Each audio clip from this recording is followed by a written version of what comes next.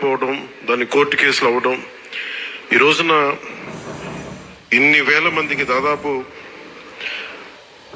6,100 పోస్టులు ఈరోజు ఈ విధంగా ఒక పండగ వాతావరణంలో జరుపుకుంటున్నామంటే దానికి మూల కారకులు గౌరవ ముఖ్యమంత్రి శ్రీ నారా చంద్రబాబు నాయుడు గారు. నేను మనస్ఫూర్తిగా వారికి కూటమి ప్రభుత్వం రావాలి అని ఎందుకు ఇంత తపన పడ్డాను అంటే, మీ బంగారు భవిష్యత్తు పాడవకూడదు.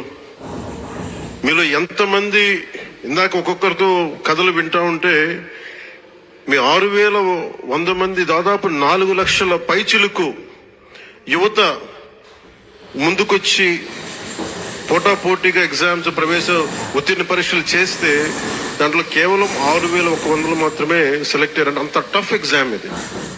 ఒక్కొక్కళ్ళు post graduation, BSc chemistry, MSc, MA, BSc computer science ఇవన్నీ చదువుకుని ఇంత చదువుకున్న వ్యక్తులు ఒక సమాజానికి రక్షణ ఇచ్చే ఒక కానిస్టేబుల్ ఉద్యోగానికి వచ్చినందుకు మీ అందరికీ పేరు పేరున హృదయపూర్వక ధన్యవాదాలు తెలుపుకుంటా ఉన్నాను.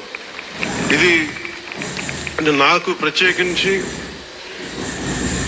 మొన్న ఈ మధ్యన గౌరవ ముఖ్యమంత్రి గారి సూచనలతోటి ఆయన అసెంబ్లీలో మేము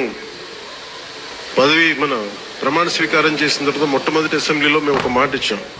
ఆంధ్రప్రదేశ్ సుస్థిరత కోసం, యువత భవిష్యత్తు కోసం మేము నిలబడతామని. ఎక్కడ కూడా వ్యవస్థీకృతం అయిపోయింది అవినీతి అనేది.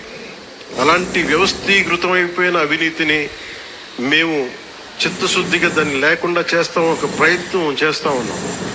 దాంట్లో భాగంగానే ముఖ్యమంత్రి గారి దృష్టికి తీసుకెళ్లి పంచాయతీరాజ్లో దాదాపు 10,000 మంది పైచిలుకి ఒకేసారి మేము ప్రమోషన్స్ ఇవ్వడం జరిగింది.